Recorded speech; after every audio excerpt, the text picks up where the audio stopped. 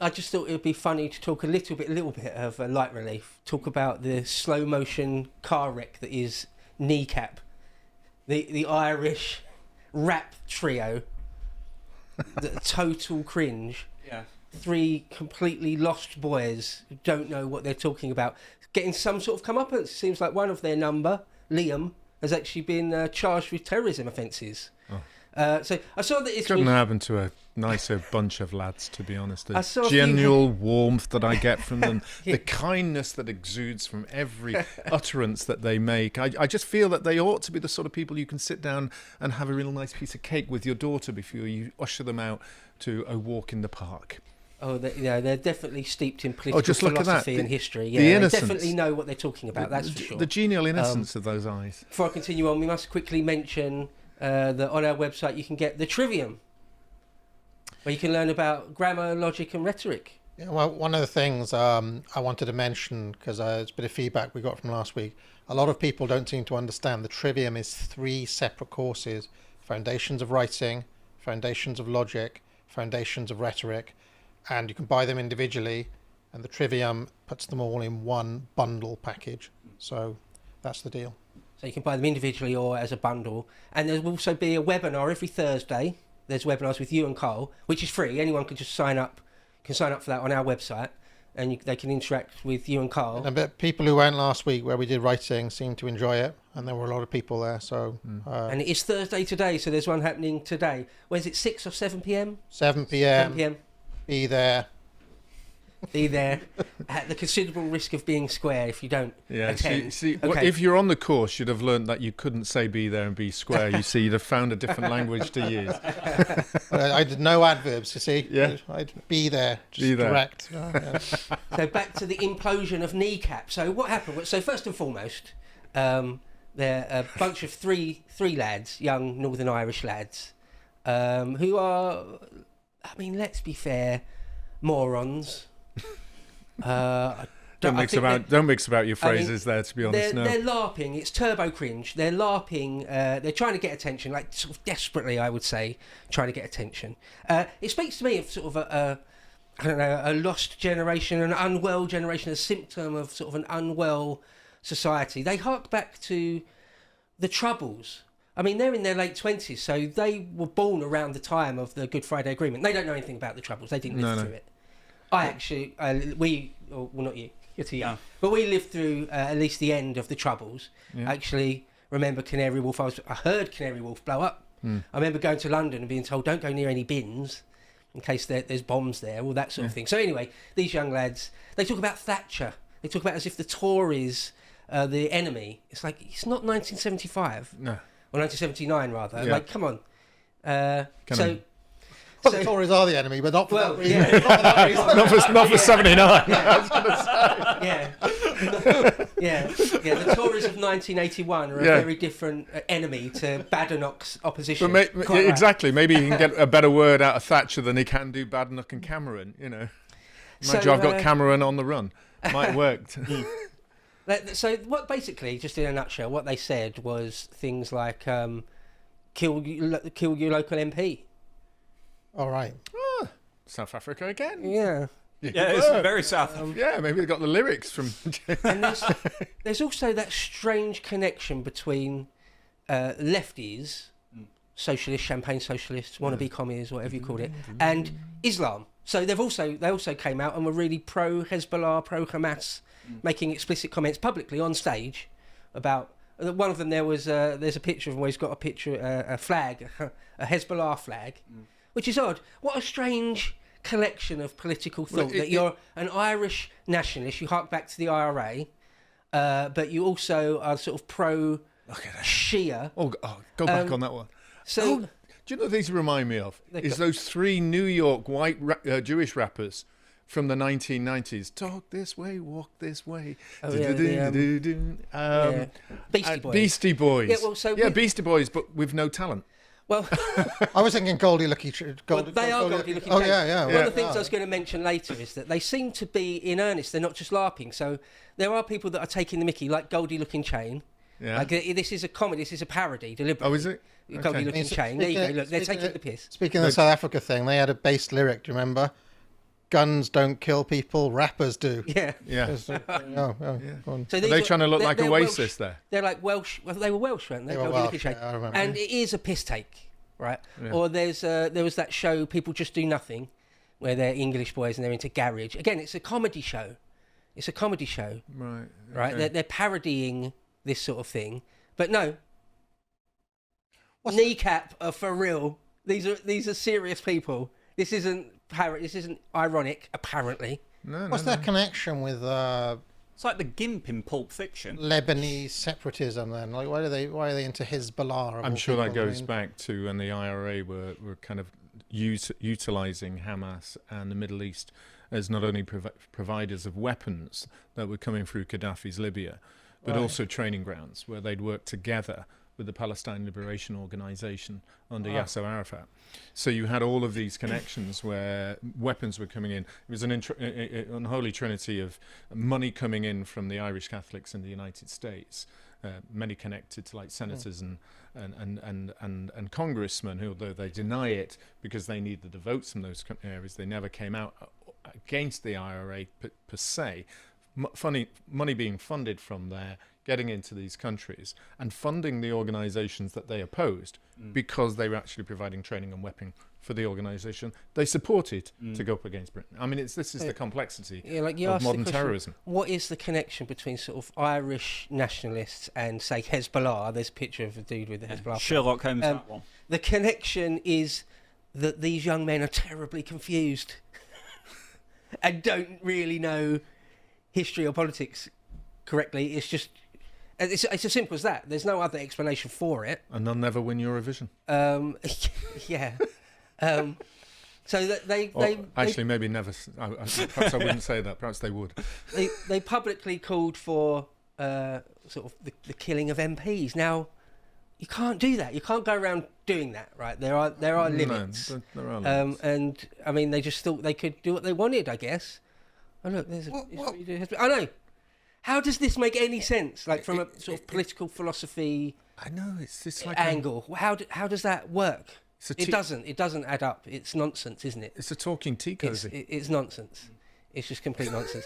So Sorry, I can't help it. I just can't help think about my grandmother's tea when we were in the 80s, and she'd have a tea cozy, but they've got a tea cozy made out of a hat, for him, to be honest. So they got in trouble a few weeks ago, 2 or 3 weeks ago it was, and at the time I was so uninterested. I still am fairly uninterested, but it's funny that they're starting to get their comeuppance. But 2 or 3 weeks ago they were in the news because they were starting to get some backlash for saying bizarre and pretty damn radical things.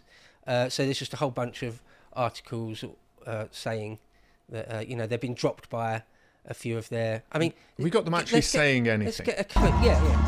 Just a clue of what this is. Look, how terribly confused must you be to be an Irish person, Northern Irish person, and we don't actually need to see, and be into rap, an Irish language rap, but yet you're pro Hezbollah. It's crazy stuff. I hate It's rap absolutely so crazy. much. Yeah, it's nonsense. It's nonsense. It's got nothing to do with northwestern Europe, is it? No, it's nothing at all. African Barbata and the Soul Sonic Force. Stephen, you will never change my mind on No, this. this is classic stuff. You will Early never 80s, battling on there. Don't forget, I used to do breakdancing, so I used to love it when I was Right, growing send me up. the on video there. after the show. Yeah. No, you're not going to get me on this table doing The it. It's as simple as Can that. you do the windmill? Oh, I did the windmill. Yeah, Really? that's how I broke my wrist. To shit. be honest, I when was I was joking, about but that's quite 18, impressive. That's I was quite doing athletic. a head spin, and someone pushed from a rival group. We call it. We were in a challenge, and he came over and pushed me over. Are you Caused a bit of a joking? yeah, and I. You're joking, right? Yeah, no, I'm not joking. We used to have lino in the middle of Fog Lane Park. That's it. Stephen Wolf used to be able to do the head spin. Wow. Yeah, head That's spin, highly windmills, athletic. arms on the fist as well. Hand spins with the fist. Yeah, I can't beat that, but I did, to my eternal shame, once dress up as Puff Daddy and performed a rap in front of the entire school, wearing shades. And I remember I had this confetti, right? And my final flourish is I was going to throw this confetti up to do my rap. and I got it wrong, and there were all these the first year girls sitting in the front row. It all went in the face of this one. Any kudos you had at that moment just died. And then it was a white suit. I was wearing shades, And then I remember one of my teachers was just like, "Look at yourself. Who do you think you are?" I tell you what. Wise words. Yeah. Save it for a male voice choir, like not rap. Yeah, I mean, yeah. So Carl did a couple of videos about this a week or two ago, and his take essentially was it's an embarrassment, and it is on a number of levels an embarrassment, not just the rap thing, but also the politics, and that they seem to have thought that they could sort of say anything. Seems like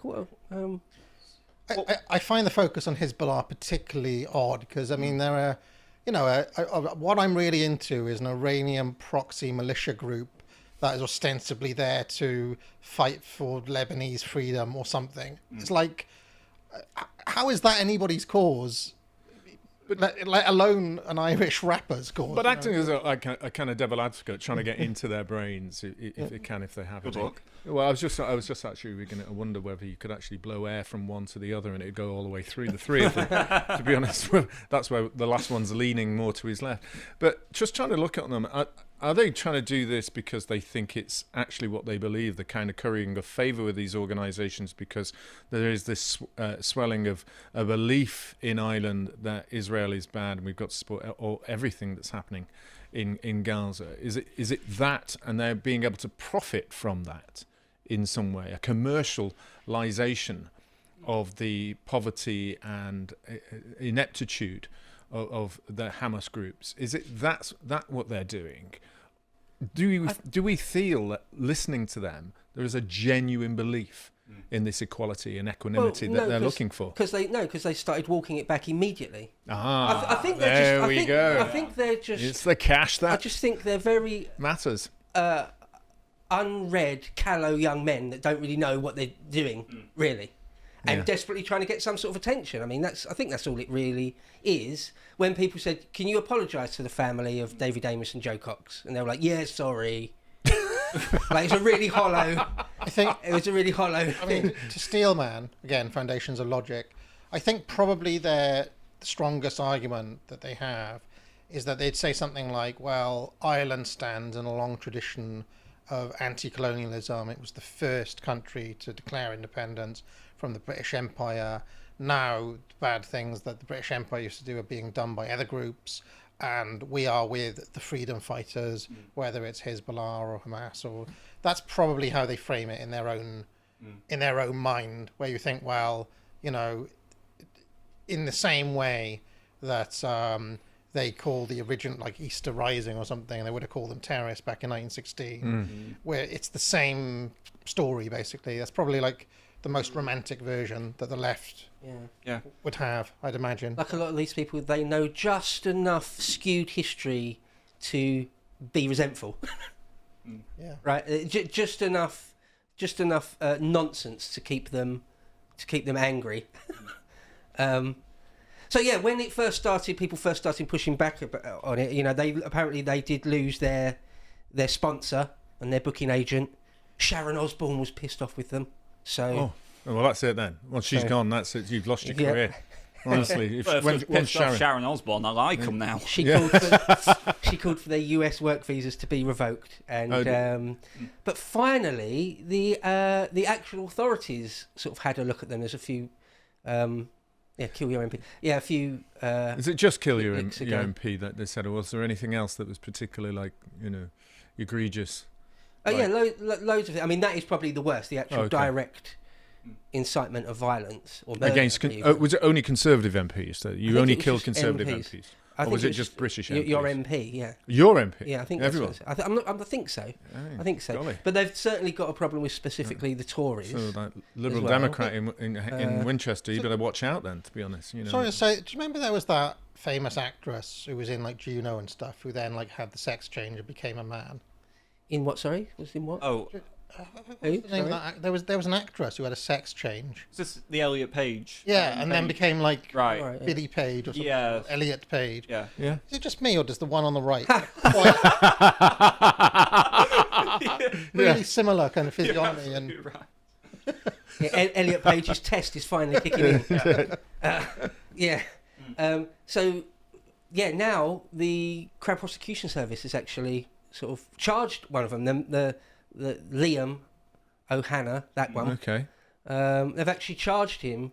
But he doesn't live terrorist here, offences. does he? He doesn't live here. No, but so what happened was they came over to the UK Yeah. and did gigs in the UK, Right. and I think that was where they held up the Hezbollah flag, which is a A terrorist prescribed yeah. organisation as a terrorist flag, so they've gone Right. for a terrorism Yeah. piece of legislation, and they- therefore being able to charge them for that, under that. And Not because saying, they've said kill the MP. Well, both of those things. Oh, both they have those done? things. Yeah. Okay. So both are sort of crimes, and they're claiming they're being sort of unfairly persecuted and stuff. But They were quoting somebody from the 80s.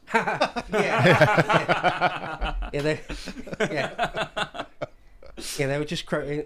So the actual- process now is, if they're out of the UK, then one would expect the Crown Prosecution Service to now apply through the Home Office for an extradition from Ireland. Well, I think they're here. They've got them. Oh, Ladies and gentlemen, we got Liam O'Hana. They were just quoting Martin McGuinness from like 1982 or something. That's what it's fine. is that what No, they said? No. They haven't bothered with that. So I mean, let's get an idea of sort of person Liam is. Why do you think English people know so little about Ireland? Ignorance is built into our culture. Always from the start of time, from they fucking started taking over every country in the world, they refused to learn their history and refused to come to terms with it. That's the difference between Germany.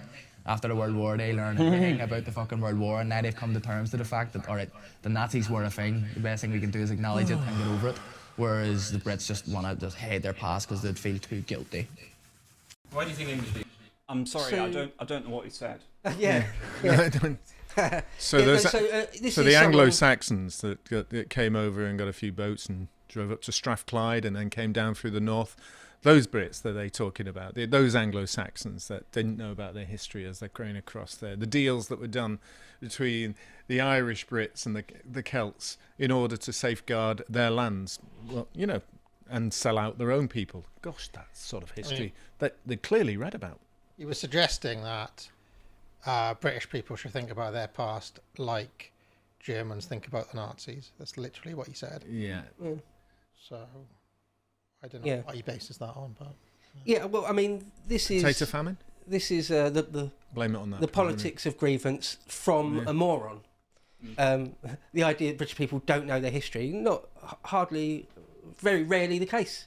It's actually very rarely the case. And he does look like his head's coming out of banana skin. I'm not sure if he's particularly well read in history. He doesn't seem to be. I've never actually heard any legitimate historical analysis from the man. You don't think he's an Epoch watcher? Yeah, probably not. No. But yeah, so I mean, they're just getting their comeuppance really. Is that you're not above the law. You can't do you can't say anything and expect not any kind of backlash. So I've sort of got zero sympathy. But I would have for him. thought that if he'd have not been charged with one of these offences, and that if he'd have then gone on and been successful at the Brits, then one of our universities would probably have offered him an honorary PhD in history or Irish history, and then he could have paraded that in one of his songs too. And of course, they don't talk about That's the the general actual thing they do nowadays. the actual demographic problem that Ireland's facing at the moment, the actual issues facing them at the moment. No, not a dicky bird about any of that. No. Of course. So yeah, and they try to walk it back like pretty much straight away, saying, we have not and we never have condoned any sort of violence. We're all about love. No, sorry, you're on stage saying these things, so it's a matter of record. So. It was interesting as well what you had to say about the fact that, because one of the questions I was going to ask before you said it was, do they have a label? Are these independent guys who have just stuck themselves on Spotify as you can do these days, or do they actually have money behind them? Do they actually have backing, which comes to some points that you've been stressing recently about the nature of the music industry and what it wants you to support and what it wants you to consider to be trendy and cool? Well, it will do, because if you're involved in the music industry, I had a small business, film finance business, that involved doing work on concerts we had to see the financial breakdown. A production company that is supporting the media, if they're like them, suddenly have to go across various places to actually put on their songs, they've got to book them in advance.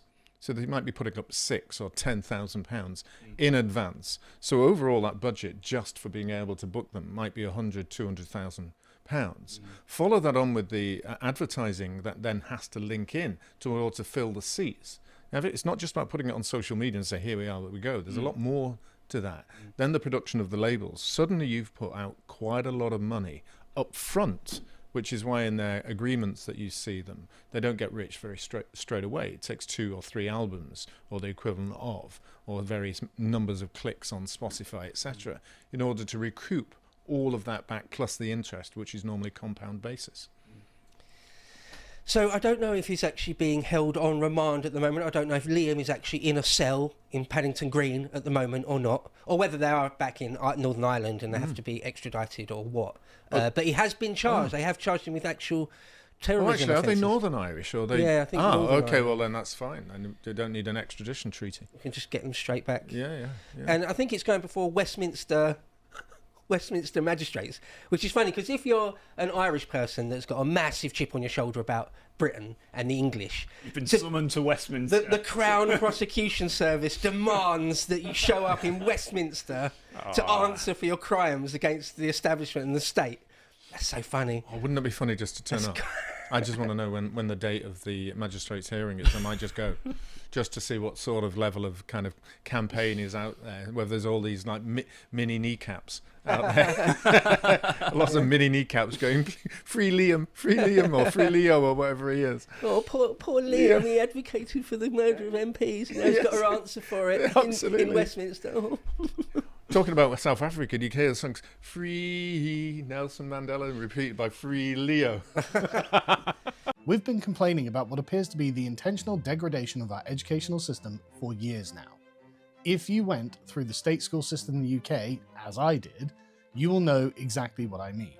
Just listen to the Man in the Street interviews from the 1960s compared to those done now, and it is crystal clear that those people then have something that we don't have now. Put simply, we're being dumbed down by the powers that be on purpose, but we don't have to accept this perpetual lowering of standards. We are still a free people, and it's time to do something about it. This is why we have created courses.lotuseaters.com, a platform on which we are now offering courses which are tailor-made to reconstruct the education that has been denied to us. The first course we have available is Dr. Nima Parvini's Excellent Trivium, a tripartite course consisting of logic, grammar, and rhetoric, which is the foundation and backbone of a classical education. This course will make you a better writer, speaker, and thinker, and it used to be that every 12-year-old in the country would take it. Personally, I will be doing this course with my own children to ensure they get the benefits of it for their whole lives, but it's never too late to do it, and I really think you should. We will also be producing many other courses in the future on subjects which are not topics of idle interest, but which instead will level you up as a person and make you more effective in the real world. I want to be clear, these are not YouTube videos. They are university-level lectures and coursework with a test at the end to which you will have to apply yourself. In these, we are not offering you an easy life. We are offering you the foundations of what you will need to be a part of the ascent of our civilization out of the hole that was dug for us. They are not easy, but they are rewarding. They are an investment in yourself that will provide you with skills that you will use for the rest of your life. Courses.lotuseaters.com. We will see you there.